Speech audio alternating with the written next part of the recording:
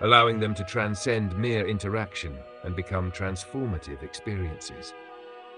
In this session, we'll explore how every design choice becomes an expression of our deeper thoughts, beliefs, and understanding of the world. Every element, from UI navigation to immersive storytelling, serves as a bridge between the visible world and our dreams. Let's dive deep into the art and science of creating experiences that not only look beautiful, but resonate on a profound philosophical level.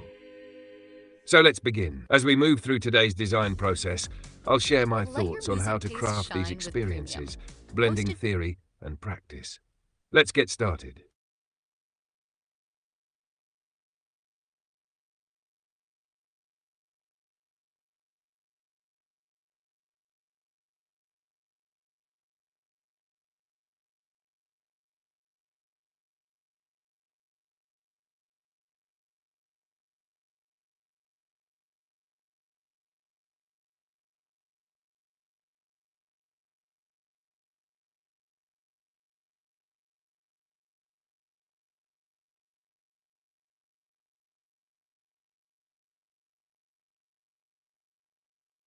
In the organization of our daily practice, I approach it as a foundation rooted in the architecture of a creative dream.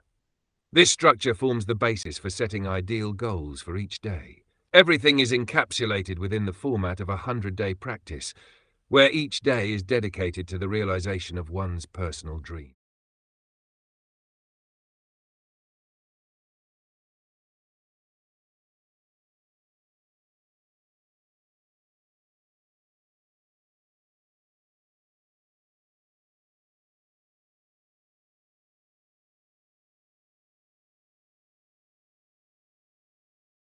A product, it's about sculpting a path, a process that continually evolves. Each day's practice is a vital thread that contributes to the greater tapestry of our creative life. And through this practice, we learn not just to dream, but to live those dreams through our work. Let's think of it this way. Today is not just another task on the to-do list. It's another step closer to shaping your ideal reality. So, with each design choice we make, we're moving one step closer to bringing our dreams into tangible existence.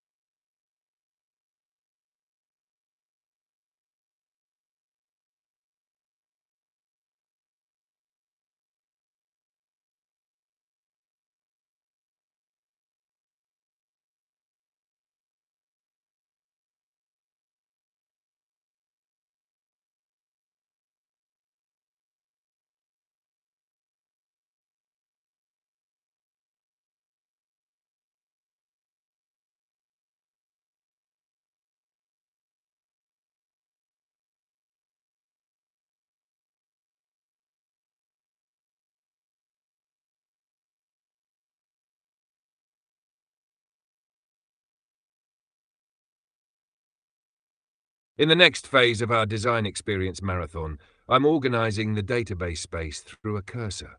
I connect my notes, where all the goals and project materials are recorded, to this database. I load the database into the cursor based on its access parameters.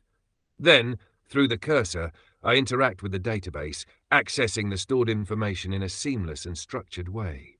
By commanding the neural network through the cursor, I create ideal design goals based on the data I've input. This process allows me to draw from a dynamic, organized system that evolves as the marathon progresses. It's a way of integrating the wisdom, insights, and materials into the design process in a way that feels intuitive and fluid. The beauty of this method lies in its ability to adapt and refine itself. Each interaction with the database allows for more precise, tailored design goals to emerge, helping me craft experiences that resonate deeply with both the user and the broader vision of the project.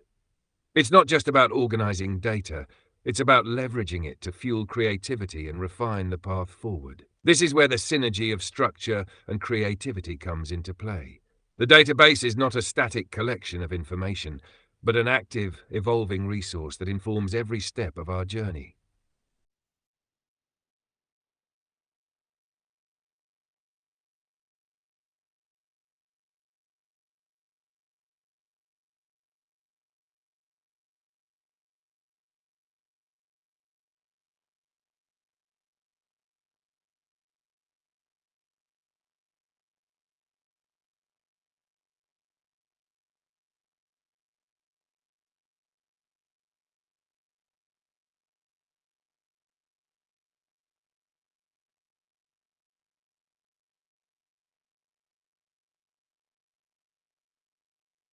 All right, this is where it gets even more exciting. Next, I take the entire database and analyze it in relation to the task at hand.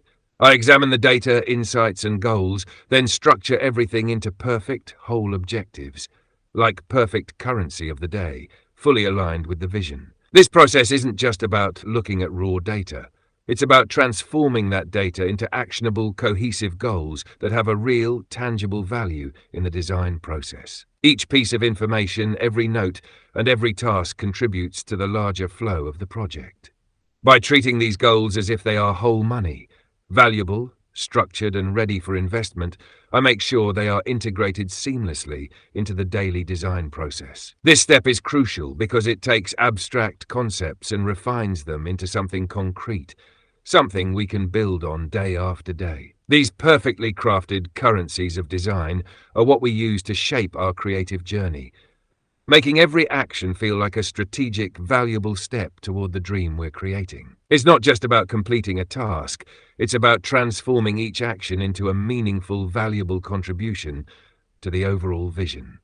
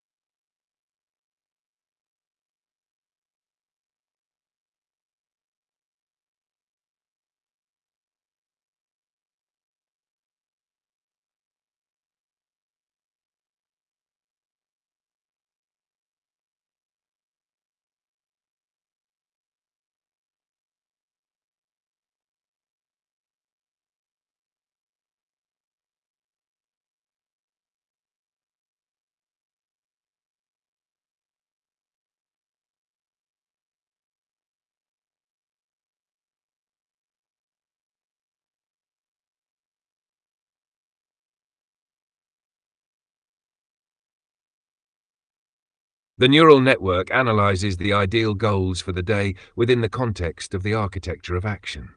First, it reviews the existing files within the database and from there determines the structure of the day's goals. This is where the foundation of the day is built. By drawing from the data, the neural network outlines the framework that will guide the actions. Within the database, there are all the areas of attention, critical elements that form the foundation of the day's focus. These areas are not just random or disconnected. They are interconnected themes, categories, or fields that hold importance within the project. These could be anything from user experience, aesthetic goals, technical requirements, philosophical themes, or even emotional tones. By analyzing these areas, the neural network crafts a structure for the goals that aligns with the overall project vision. It doesn't just throw together random tasks. It creates a coherent roadmap that reflects both the existing data and the bigger picture. This is where the power of organized data really shines. By understanding how all these elements interact and affect one another, the neural network can curate a set of goals that not only make sense individually, but also contribute to the greater narrative of the project.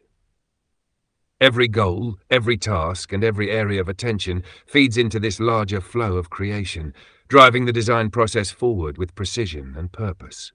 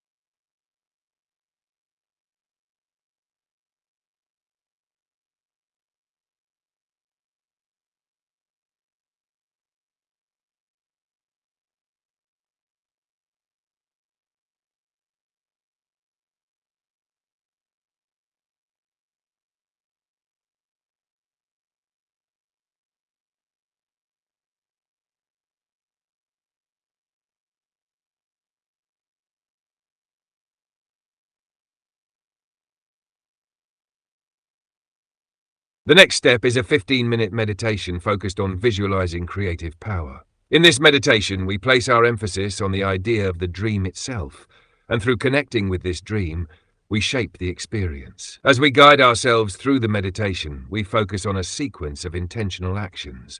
First, we center ourselves, breathing deeply and allowing the mind to relax. Then, we begin to connect with the dream, the vision that we are working to bring to life. This could be a specific design, project, or even an abstract concept. The idea is to create a vivid, immersive image of what we are striving for. Through this connection, we invite the dream to guide us, not as something distant or unreachable, but as something that is already within us, waiting to be manifested. As we do this, we perform small actions in our minds, each one representing a piece of the creative process. These could include envisioning the flow of a design, imagining the sensations of a completed project, or simply feeling the emotion that the dream evokes. By immersing ourselves in this meditative process, we align our internal energy with the external actions needed to manifest that dream. The goal of this meditation is not just to think about the dream, but to embody it, to feel it, and to recognize how it connects with the experience we are building. This connection helps us clarify our intentions, sharpen our focus, and bring our creative power to the surface, ready for action. After completing this meditation, we'll be ready to dive into the practical steps, grounded in a renewed sense of purpose and creative clarity.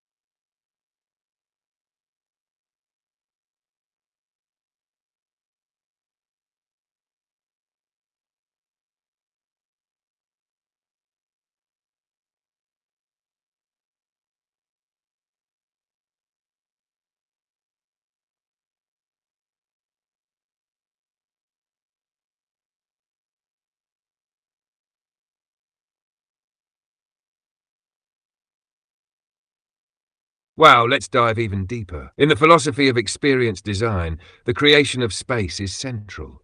It's not just about physical space, but the space of perception, the realm where experiences come to life. When we talk about experience design, we are considering how the user moves through and interacts with a space, whether that's a virtual space, a digital environment, or a personal psychological one. In this sense, space is not static, it's dynamic and personalized. When we create a designed space, we start by shaping the reality that the user perceives. This perception is influenced by multiple factors: the environment around them, the interaction with elements, and the emotional response they elicit. In the context of Apple Vision Pro, this becomes even more powerful, as we can design spaces that respond in real time to the user's presence and actions. The reality they experience is shaped by technology, art, and narrative. Now, consider the magical experience in Apple Vision Pro. Here I work with cutting-edge technologies, particularly neural networks, to generate a completely unique, personalized story for each player. This story isn't just a preset narrative. It's dynamic, emerging based on the player's choices, behavior, and interaction with the environment. And it's not only the story that's personalized. Alongside this unique narrative, an entire enchanted world is built around the player.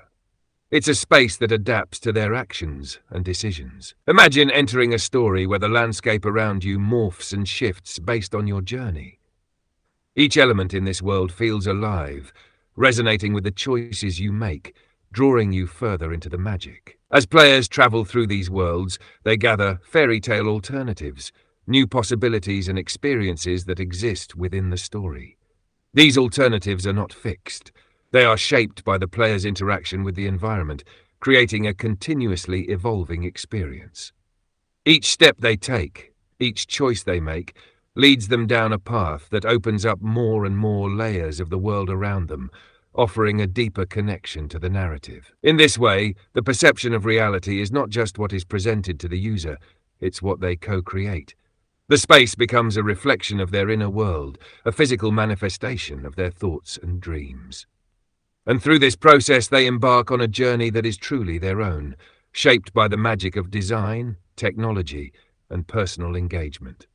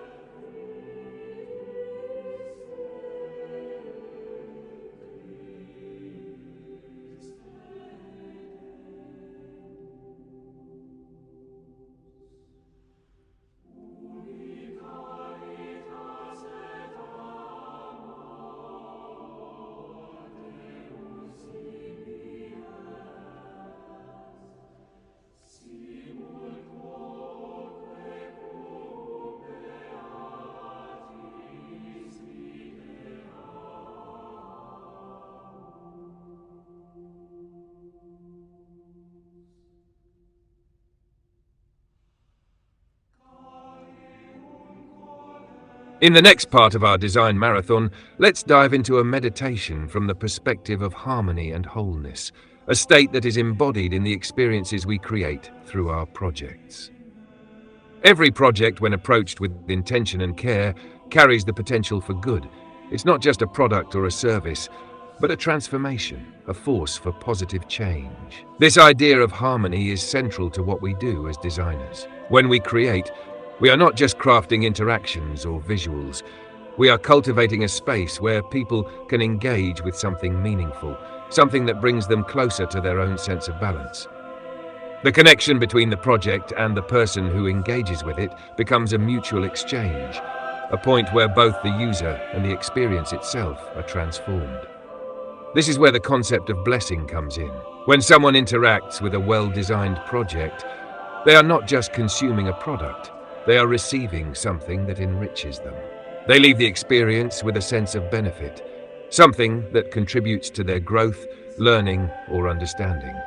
It's about creating something that leaves a lasting positive impact on the individual. The user walks away from this interaction with a sense of upliftment, a deeper connection to their own sense of purpose, or a new insight that they didn't have before. The essence of harmony is found in this transformation. It's not just about making something beautiful or functional, it's about creating an experience that resonates deeply with the person interacting with it. The project becomes an extension of their own journey, a piece of the puzzle that enhances their life in some way. This connection, this exchange, forms a circle of wholeness. As we meditate on this, we realize that every design choice we make carries the potential to harmonize with the individual's experience. Whether through visual design, interaction flow, or even the philosophical undertones of the project, we are weaving an experience that creates unity between technology, design, and human spirit. This is the true power of experience design. The ability to create a space where both the project and the person who interacts with it become whole, transformed, and uplifted.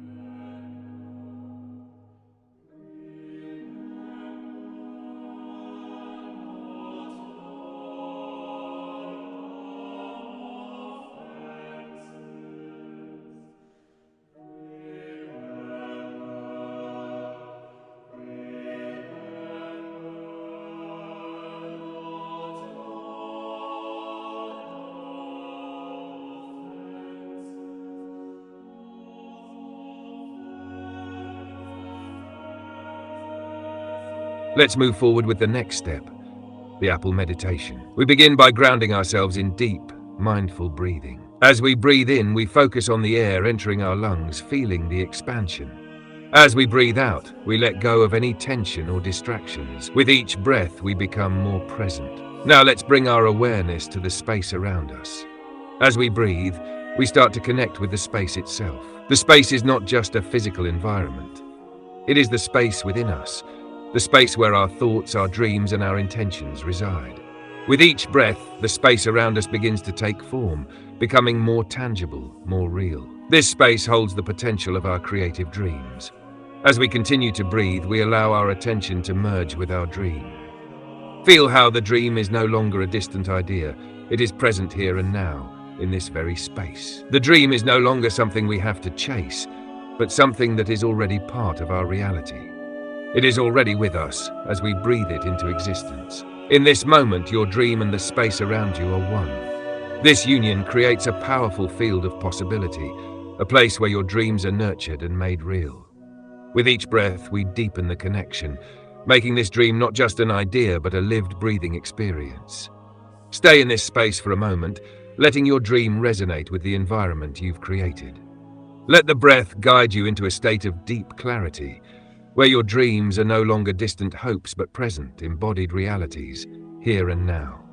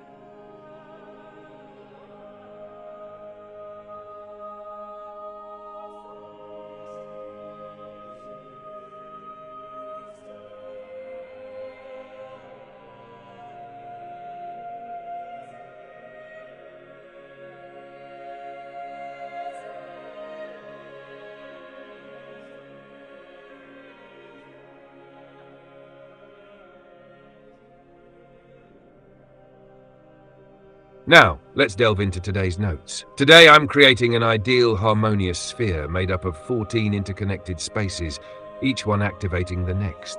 This structure forms a cascading effect, a kind of folded sequence that builds upon itself.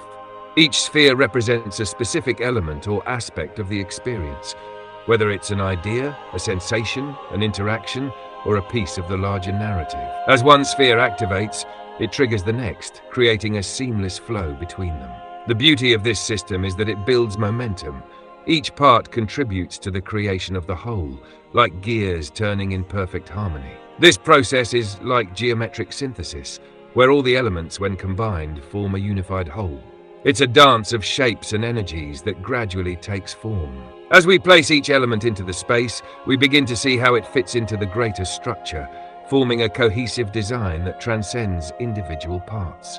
This process is not just about adding elements for the sake of it. It's about crafting something that feels like a living organism, with each part essential to the integrity of the whole. The spheres of creation are interconnected in such a way that their individual energies build upon one another, contributing to a larger unified field. Ultimately, what we are creating here is reality itself. By blending these spheres together, we create a space that feels natural, authentic, and meaningful. This isn't just a design project, it's the formation of a new reality, where every element has a purpose, every sphere has a function, and together they form a world that is rich, harmonious, and alive. Through this process, we are shaping the foundation for something extraordinary, a reality where each part supports the other, creating a seamless experience that moves from one moment to the next in perfect flow.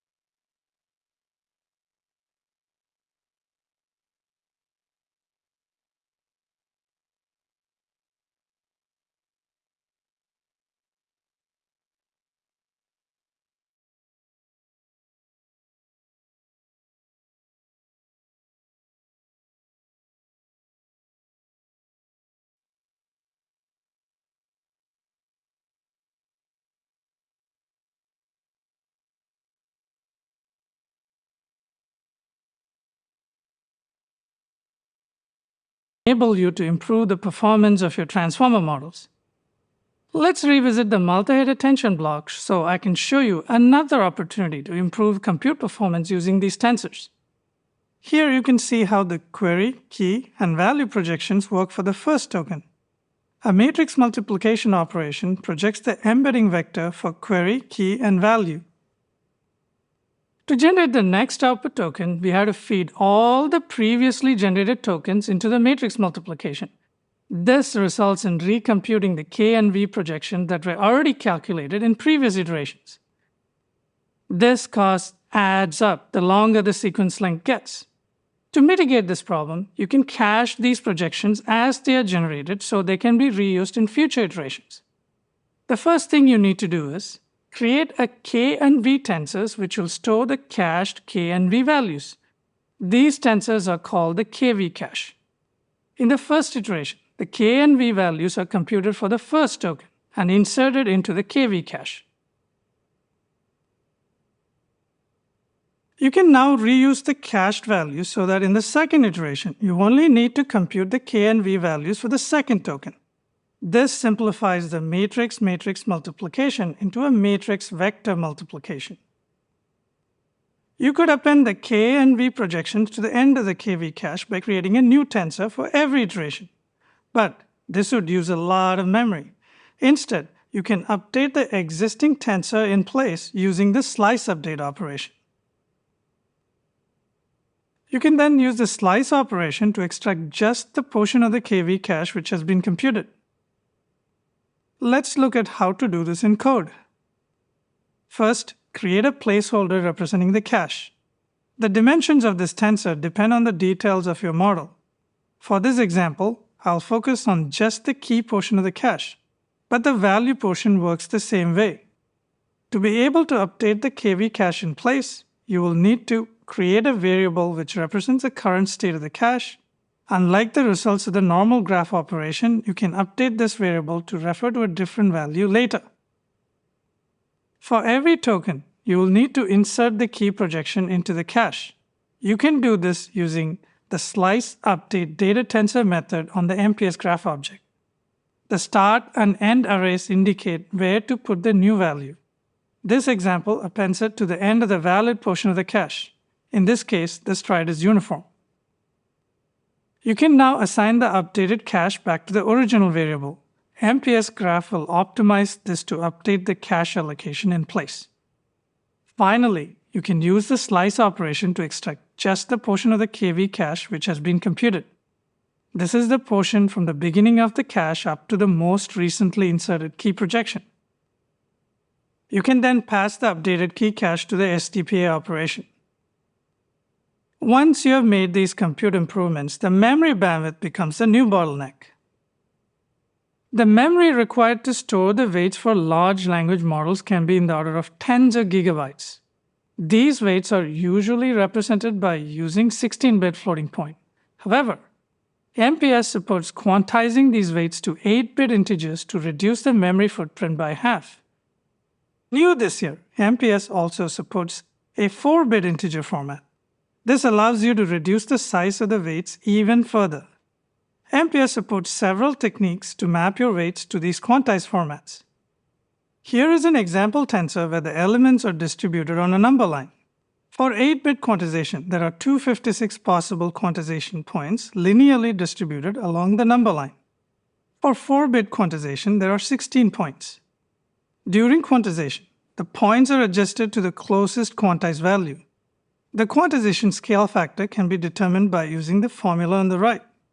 This accrues a slight error, but we end up saving 2x or 4x the memory space and bandwidth. Use the dequantize method on the MPS graph object to dequantize the values. Another quantization technique uses a lookup table. This technique is useful when your weights are clustered around different areas on a number line. With affine quantization, the quantized values are uniformly distributed, but the input values are not. This causes most of the quantized bits to go unused as most input values clustered around only a few quantized points. You can use the quantized bits better by using a lookup table. In this technique, you choose your own quantized points based on the distribution of your data. You store these quantized values in a lookup table. Then, you assign each weight a 4 or 8-bit index into this table. This way, you get a lot more flexibility while sacrificing only a small amount of performance to look up the values in the table. This method to convert these quantized values back into 32-bit floating point values. Simply pass in your quantized weights and the 32-bit lookup table. You can then reuse the dequantized tensor as usual, for example, as an input to a matrix multiplication. In fact, in cases like this, MPS graph goes one step further. If your graph contains a dequantized operation on the weights preceding a matrix multiplication, MPS graph will replace the two operations with a single quantized matrix multiplication operation. This operation will dequantize weights on the fly as needed rather than storing a temporary copy of the dequantized weights. Quantization can save memory and memory bandwidth, but it can also introduce numerical inaccuracies. Now, let me show you two ways to improve the quality of your transformer models. When you quantize your weights, each weight is mapped to a lower precision value. You also choose a scale and optionally an offset to apply to the quantized values when dequantizing.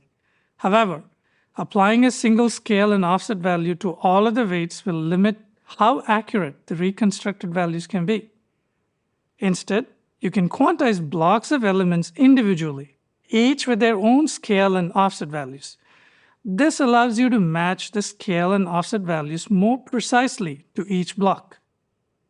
The code to do this is similar to the earlier example, except instead of passing in a single scale and 0-point value, you pass in a tensor containing the scale and 0-point for each block.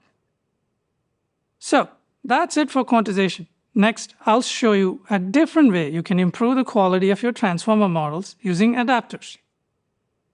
Adapters are small layers that you can insert into your model, consisting of just a few operations and parameters. When you fine-tune the model, only the parameters inside the adapter are updated. This can be used to adapt a pre-trained base model to a new task. But it can also be used to compensate for error introduced by quantization.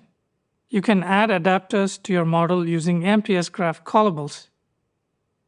The way this works is each adapter is a separate MPS graph that can be called from the main graph. First, insert calls to your adapters from your base graph by specifying a unique name for each adapter. To do this in code, you will need to define the shape and type of the output the call to your adapter will produce. Then use the call method on your main MPS graph object to add the call to your adapter. This is where you provide the name, inputs, and the output types for your callable. Next, create the MPS graph for each adapter. In this example, I'll create a placeholder representing the input as an unranked tensor.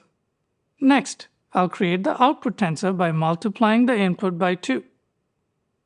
Finally, compile the graphs for each adapter into a graph executables. These are compiled like any other MPS graph. First, define the input type to the graph by providing the exact shape. Then call the compile method on the graph object providing the metal device, input types, and output tensor. Now that you have added the calls to your adapters from the main graph and compiled the graph executables for each adapter, the last thing you need to do is map the adapter names to the actual graph executables in the main graph. This is done when compiling your main MPS graph for your network using a graph compilation descriptor. First, create a dictionary mapping the name of each adapter to its graph executable and set it on the descriptor. Then simply provide the compilation descriptor when compiling the main graph. And that's all you need to do to set up adapters. To summarize, adapters and callables let you customize your models to perform new tasks and improve the quality because you can use them to fine-tune your model output. Next, I'll tell you about what's new for Fourier transform in MPS and MPS graph this year. Fast Fourier transforms, or FFTs for short, convert data-like signals or images from the temporal or spatial domain to the frequency domain. They're a common pre-processing step in machine learning models that process audio, such as speech-to-text models, and models that separate different audio sources from a single track. They can also be used to accelerate certain convolution layers, and they're used in many image processing and scientific computing applications. For example, to extract text and audio signal, the input waveform is first run through a short-time Fourier transform, or SFT. The frequency spectrum is then text to describe how you can use this graph to execute ML models efficiently on the GPU. But you can also use MPS graph support for fast Fourier transform and the GPU. The first step is to implement the short-time Fourier transform. This works by dividing the input waveform into multiple shorter views, or windows, which may overlap each other. Each window is effectively an independent signal. In order to reduce the spectral leakage, the individual windows are multiplied by a window function. Finally, you can then use a normal batched one-dimensional FFT operation to compute the STFT for each window. In order to divide the waveform into shorter windows, you can create a strided view. First, set up the shape of the windowed view. In this case, the width of the window will be 512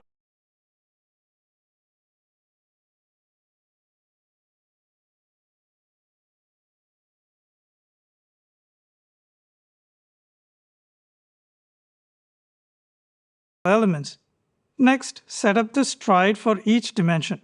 This example uses 256, meaning we skip 256 elements in the underlying 1D array for each step in the second dimension. The final batch dimension is set to 1, but you can use large batch sizes. Finally, you can create the strided view by calling the arrayView method on the input tensor. The best part is that the view operation works without performing any copies by aliasing the memory of the input array, saving memory and GPU time. Now, you can compute the FFTs over all the windows. First, create a placeholder for the strided view data. You will need to load the data out of the strided view ND array and provide it when running the graph later. Next, multiply by the window function. This is typically the Hahn window or a Gaussian window. You can use an MPS graph constant tensor for this, for example. Finally, you can create the FFT tensor operation. So that's it for fast Fourier transforms. Next, I'll hand the presentation over to Sam, who has some great news for you if you want to get a better understanding of your MPS graph structures. Thanks, Kamal. Hi, everyone. I'm also an engineer for GPU, not metal and tools and expert instruments help you make full-advantage applications with own pipeline and on device can be bigger and more complex. However, you can visualize the pipelines with the dependency viewer in Xcode. It has able to visualize MPS graph. So now, today I'm excited to introduce the newest addition to the metal tools, coming in Xcode 16, the MPS graph viewer. It's a brand new tool specifically designed for machine learning and AI. Now you can directly open MPS graph packages and visualize how breakdowns are connected. Before I jump into a demo, let's first recap how to actually create an MPS graph package, whether you've been using MPS graph directly or have been developing your ML models in another framework. If you've created your model directly with MPS graph, first compile your graph into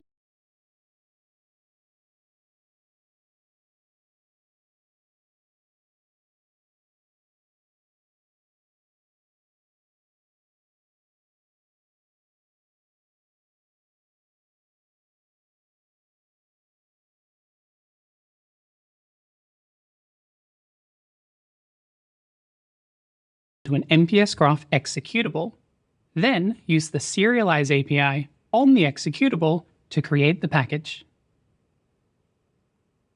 New this year, you can now also create an MPS graph executable directly from a Core ML package.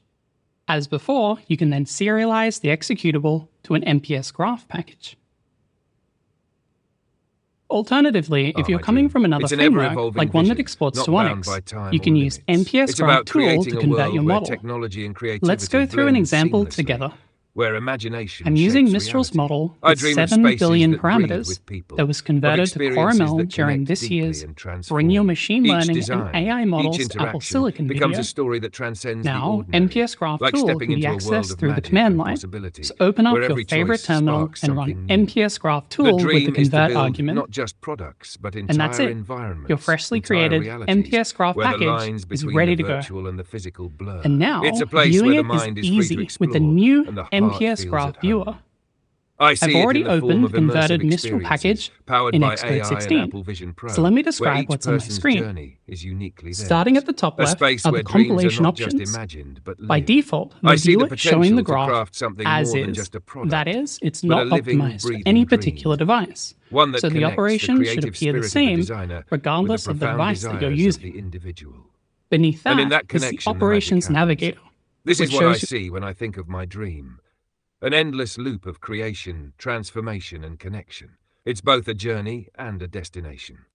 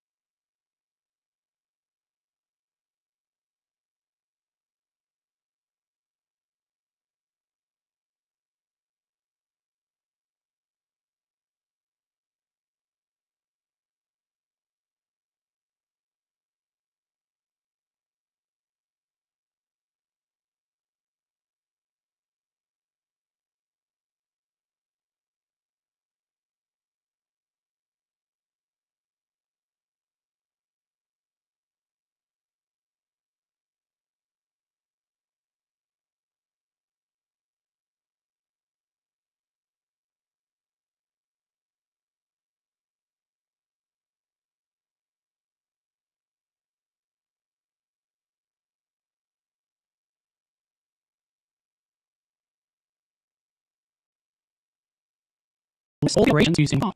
In the middle is the graph itself, and right there's the operation inspector. We'll come back later. As well, it's a bit hard to see, so I'll zoom in. Now I can see all the structures. So here I can scroll around all the inputs and outputs of each operation and how they connect. This is easy to visualize and understand structure off. Now, Mistral is a transformable. This command explained that these are middle layers of transformables. Let's find them. I'll look for the scaled potential, which should have them each block. I can search for it, but I can already see in the operation navigator on the left, there are 32. I'll expand the screen and click the first one to open. It looks like operation high inputs. Hopefully, you're reading my screen. Key and value, which model went through earlier. I'll a little to get a few transform block. And following actions, make block make up the key and value. Even at this level, I can see variables in both the key and the value on one menu. And since this model was exported or ML with states, it's using a KV cache advantage of new variable read from variations and MPs, which must show proof compute points. Now, to simplify the graph, the viewer must just symbols like this one in all place. And by selected variable in the inspector on the right, I can see what's created, all the places that it's used. Okay, this is transformable. I'll test. We'll take the inspector. I select multiple operations at the same time in the operation. I see all and over again. Pretty. Now let's talk about instance. You have already noticed a green preview shown directly inside the graph. Also, sort by size. In the Constant Navigator tab on the left, select the biggest one, then click to open Constant Viewer. Here you can set between weights and insights in the line. It's only these operational for any device. However, remember the viewer in the graph as not as any particular device. In reality, the graph executed might be different. For example, this graph automatically optimizations is singular into a single kernel. You can use it to visualize. I've opened up the package contained ResView, and like before, I can zoom in and see all of the operations instance. But now, let's see the graph like nice. In the question option at the top left, select my nice. Now, zoom in, I can see the operations that we inside the message to region. We can expand to see side. Because these operations are fused into a single sheet, in only no memo hit, we map first performance. In general, knowing how your graph ultimately gets executed on hard is useful to truly understand its runtime characteristics. And that's it for the new and Now, that what we're showing here is much earlier can accelerate machine learning and natural form data graph. Use the hood and framework, such as Quorum, to give you the best performance on silicon. This new feature can help you to improve compute. New scaled dot product attention option combined with cache, memory bandwidth with quantification, and quality through callables. Fourier transforms now be computed even faster in MPS with the new guided and array API. And lastly, the new MPS viewer makes it easy to understand and gain insights in what is executed on silicon. Make sure to check out the documentation and sample code for MPS graph. And of course, model integration is the last piece of the puzzle. If you haven't already, check out these other great videos to learn more about training and deployment. Thanks for watching and have a great WWDC.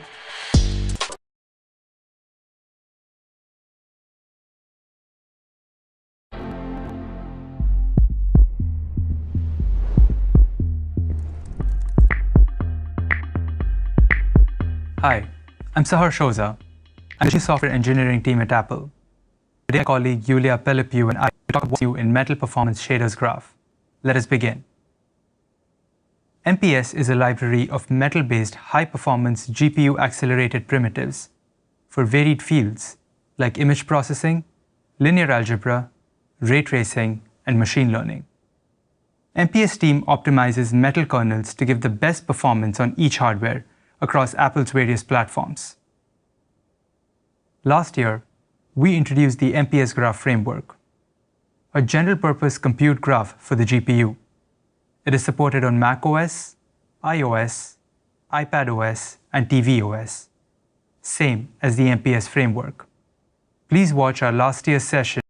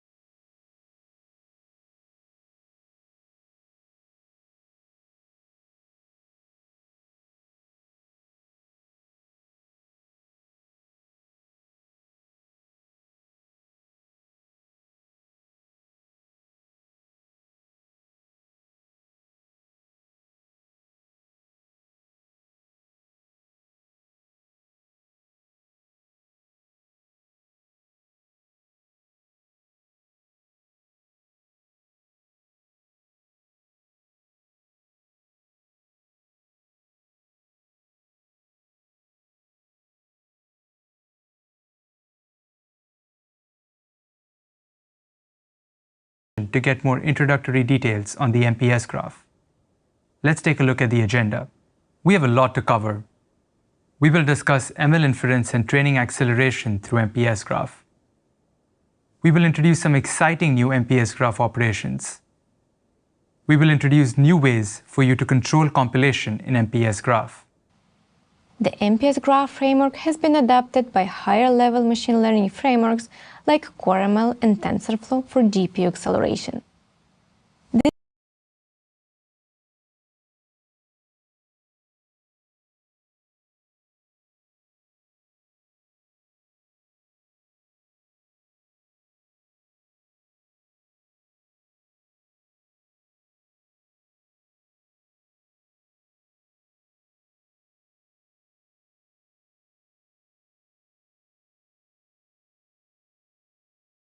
This year, we have optimized MPS graph even further with a combination of kernel improvements and stitching adoption.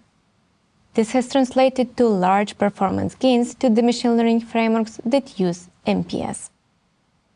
Let's take a closer look at the new metal plugin for TensorFlow. TensorFlow is a popular machine learning training platform, and GPUs are the predominant accelerator device. This year, we have developed a new metal plugin using TensorFlow Pluggable Device Interface released in TensorFlow 2.5. This brings the power of metal to TensorFlow using MPS and MPS graph.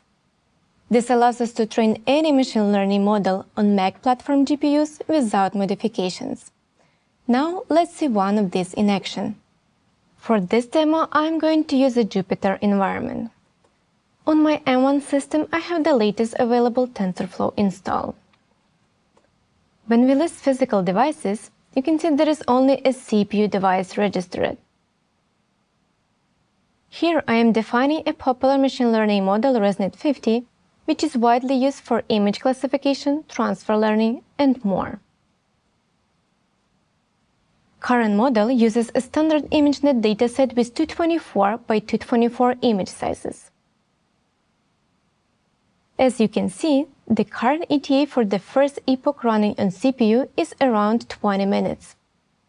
Let me install the TensorFlow Metal plugin, which we introduced earlier, and see if we can add some speedup to the current network. To do so, I'm gonna use pip install TensorFlow Metal.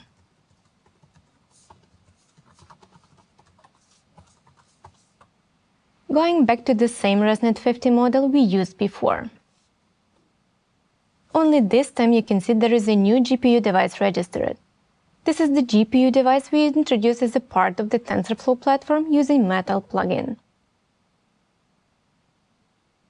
All callbacks and network definition remain unchanged. Kicking off the network again so we can compare ETAs.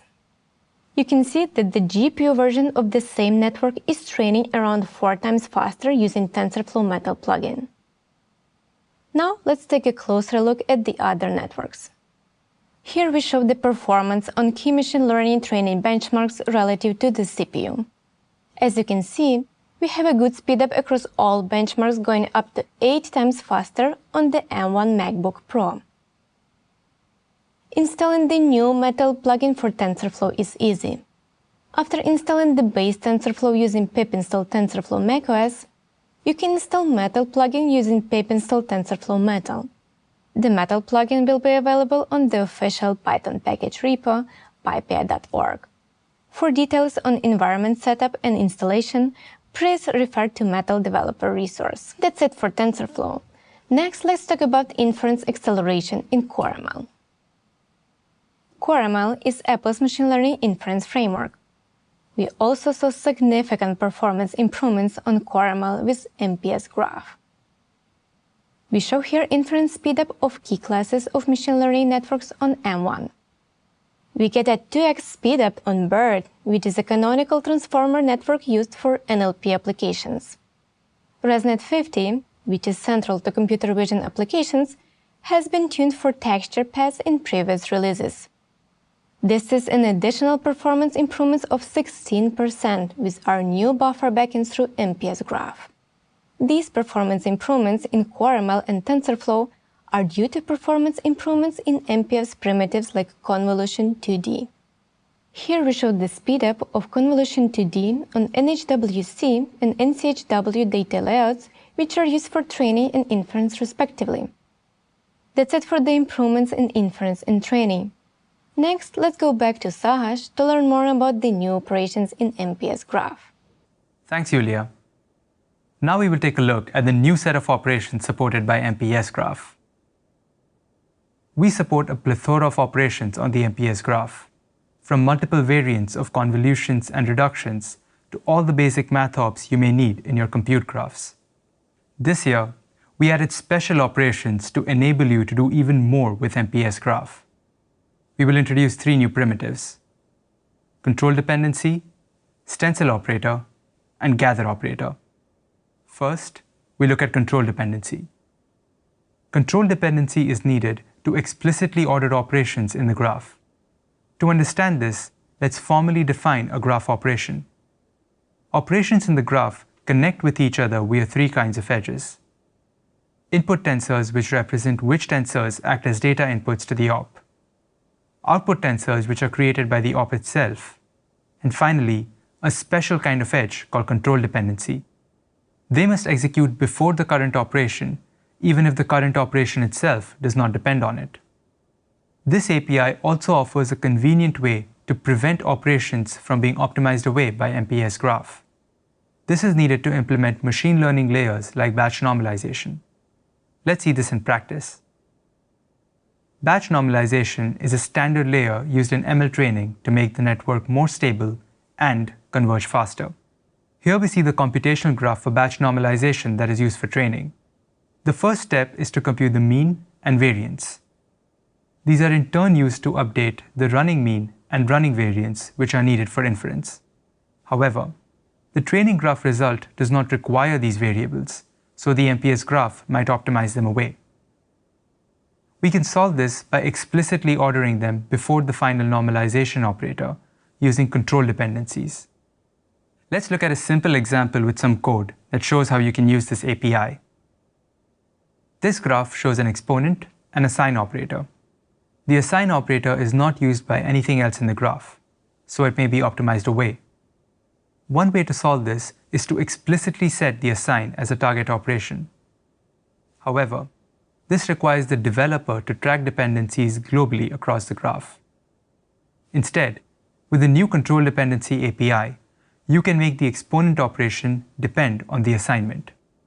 This removes the need to have a target operation and also ensures that the graph does not optimize it away. Next, we will see this in code. We first define the operator that the exponent is dependent on. Next, we create a dependent block which defines the exponent operator. Finally, we call the run API on this graph. Note that no target operations need to be tracked globally. That's it for control dependency. Now let's talk about stencil operators. A stencil operation is a generalization of sliding window operators like image convolution. These operators are essential in finite element methods, machine learning, and image processing applications.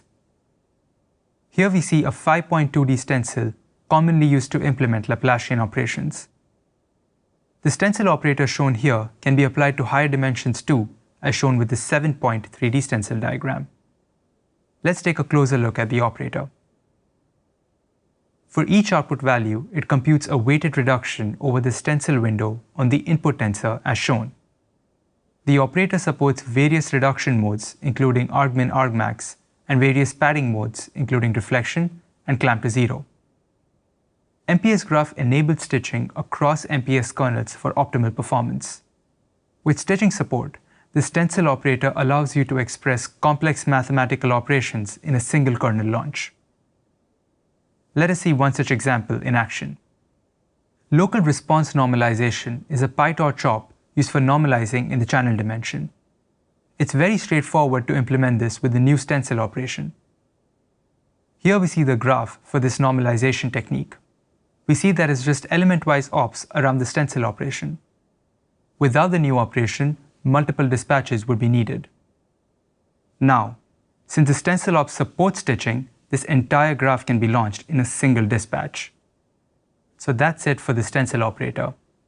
Next, let's take a look at improvements in gather operations. This year, new gather operations have been added to MPS graph. These allow for efficient copying of arbitrary size slices in non-contiguous memory locations. Conceptually, we are gathering the values from locations marked in blue from a chunk of memory. These gather layers allow for efficient implementation of embedding lookup and dynamic matrix copy. GatherND is a powerful extension of the gather operation. While the normal gather supports linear indexing, the GatherND operation enables n-dimensional indexing. This allows for seamless copying of data from anywhere in an n-dimensional input.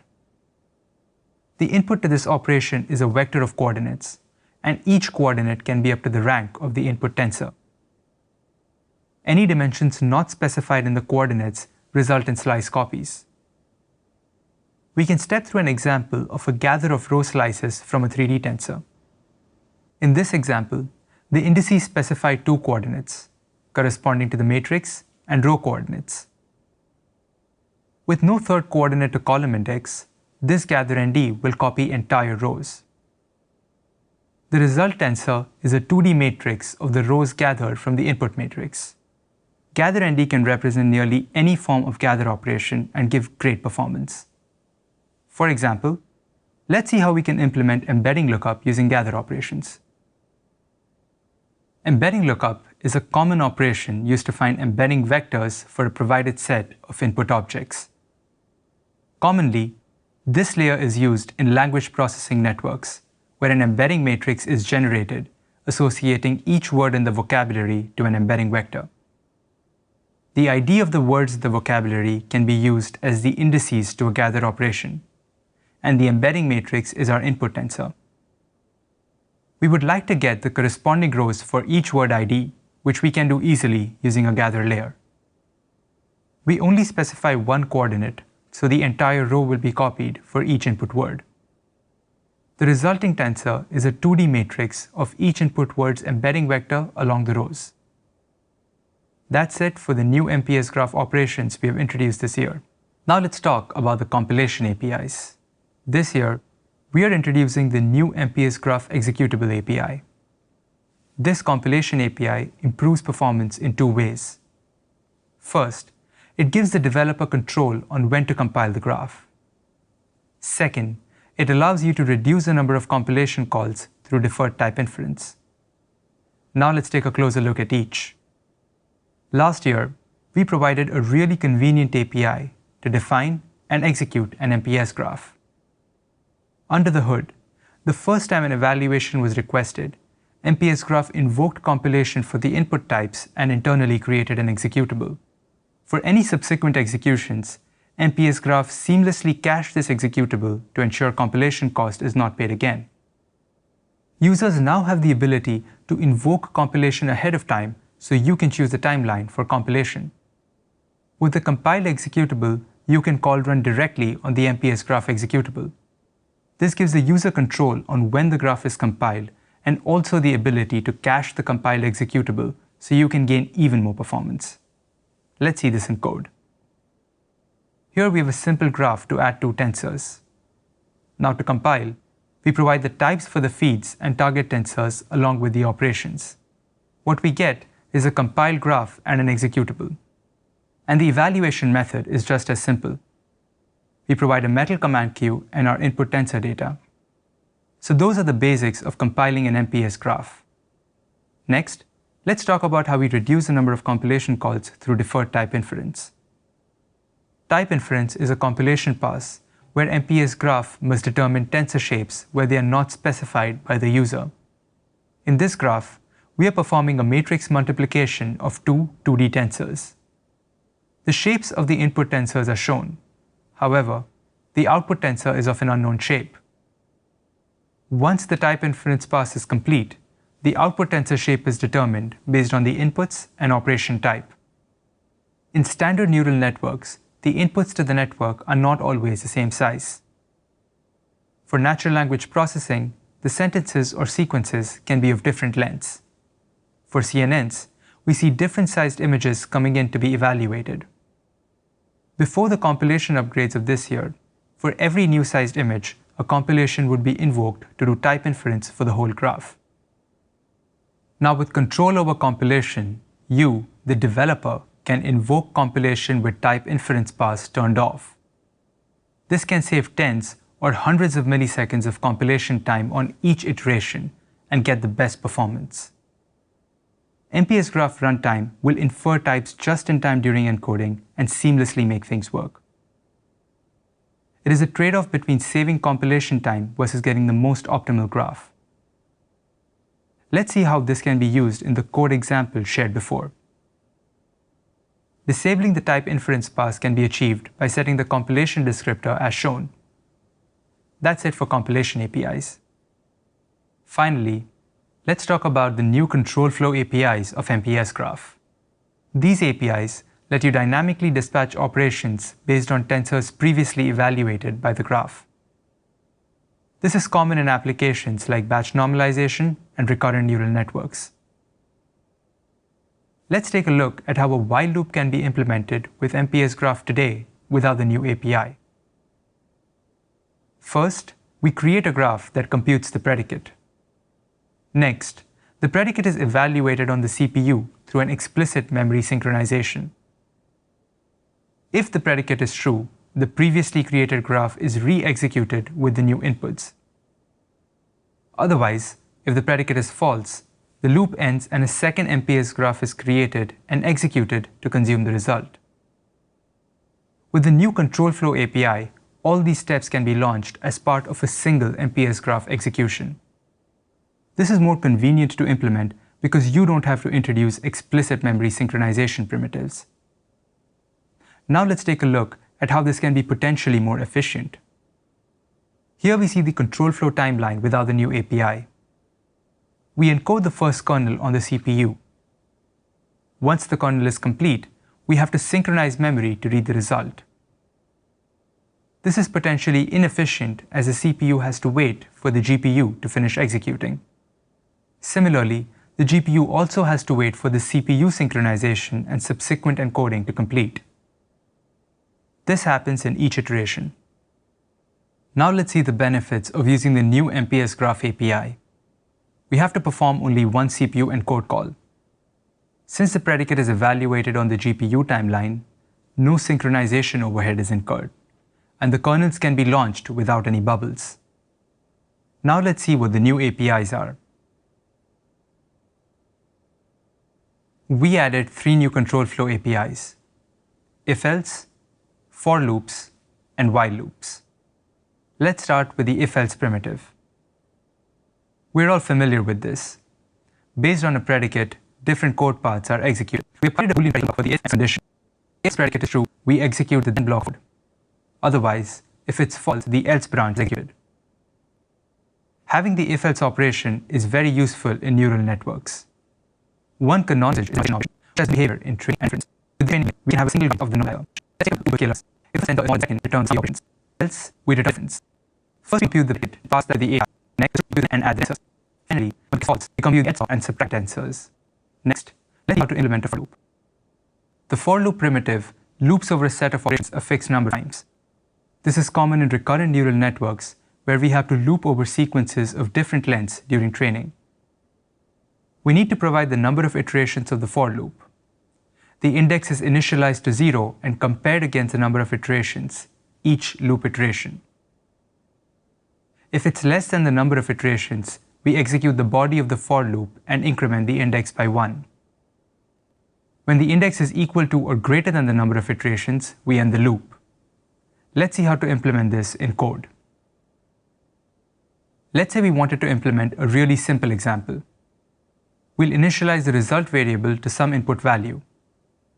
Then we loop 4 times, multiplying the result by another input value each time.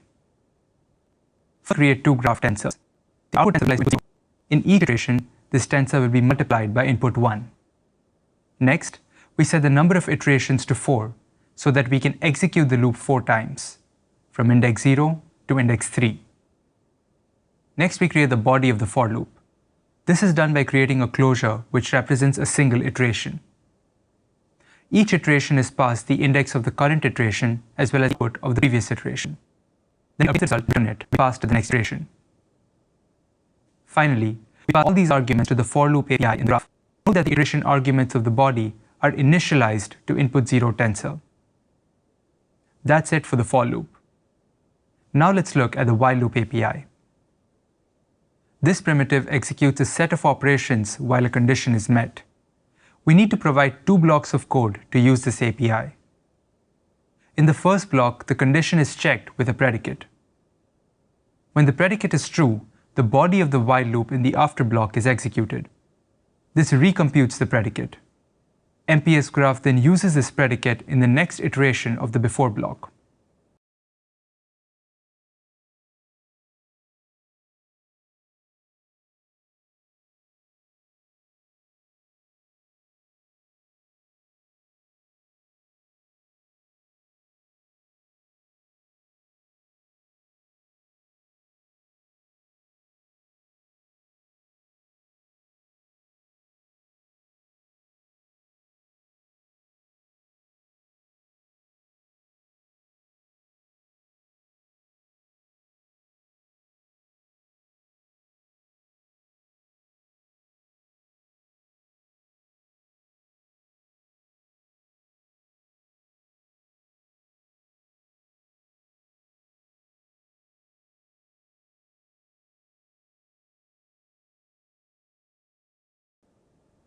If the condition evaluated is false, it exits the loop.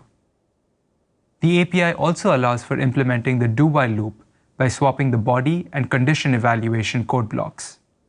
Let's say we wanted to implement a really simple example. We'll initialize the result variable to some input value. Then we'll multiply the result by a multiplier each time in a loop till we exceed a threshold. First, we define a block of code that will evaluate the predicate using the result of the previous iteration. It also stores the results of the previous iteration in a return tensor's NS array. This array will be used as the input to the next iteration when the predicate is true, and used as the final result if the predicate is false. Next, we define the body of the while loop, where the tensors are multiplied. The product is returned for the condition block to read. Finally, we'll pass all these arguments to the while loop API as shown. Note the initial inputs argument is used in the first iteration of the before block. That's it for while loops. Next, we'll see how this can be used in a real application. Image composition is a common image editing utility. Here an object is implanted into a target image. We start with a source image and a background image as shown. Next, we create a mask on the source image. Let's place this mask of the source image directly against the background. That does not look great as we can clearly see the edges of the source image. Through image composition, we want to smoothen these edges. Pairing a Laplacian edge filter with an iterative linear solver is a common way to achieve this. Now let's look at the details. Here we see the pipeline needed to perform image composition with MPS Graph. We start with our input tensors, the background image, source image, and a mask of the object. Next, we use an iterative linear solver coupled with a Laplacian edge detector. The output of this set of operations is a composite image with smooth edges. Let's take a look at the Laplacian edge filter. Implementing the Laplacian edge filter involves a windowed reduction over the source image with a set of weights. The stencil operator is used to implement this as shown. Using this operator, we are able to see the edges of the source object. The edges computed here will be used as the input to the linear solver. Next, let's take a look at the linear solver. We start with the background image and feed it into the linear solver.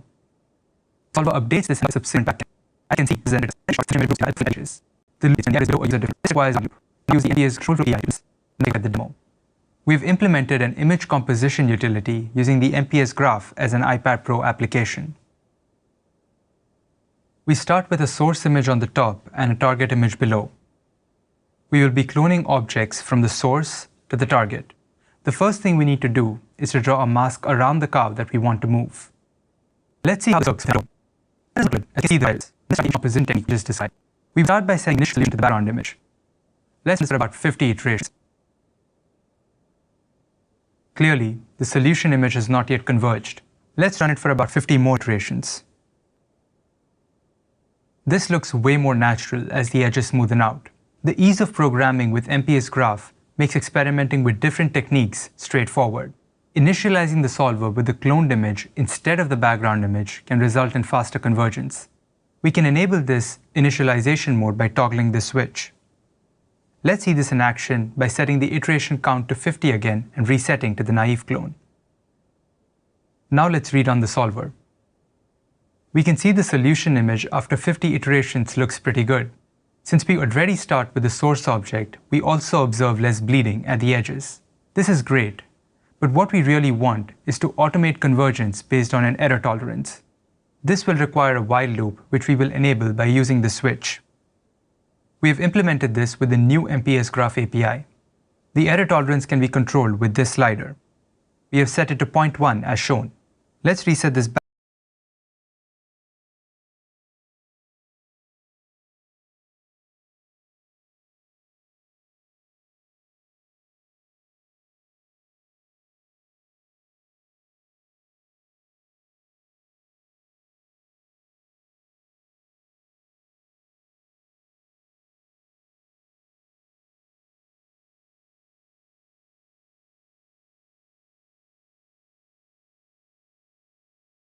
back to the naive clone.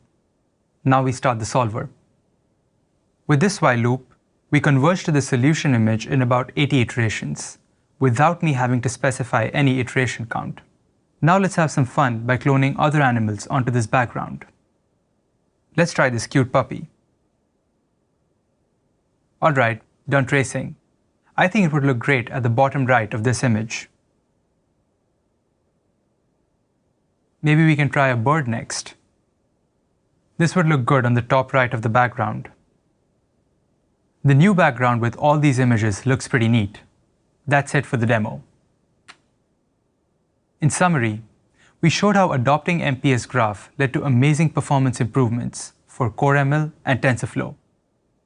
Inference is now up to twice as fast. We introduced useful new compute primitives, including the stencil operator, that is going to enable a wide range of applications. We showed new compilation flexibility that MPS Graph offers. This is going to shave off latency from inference networks. And finally, we showed all new control flow capabilities of MPS Graph. This API is key to expressing several linear algebra applications in addition to machine learning networks. We are excited to see how you will take advantage of these features. Thank you and have a great WWDC 2021.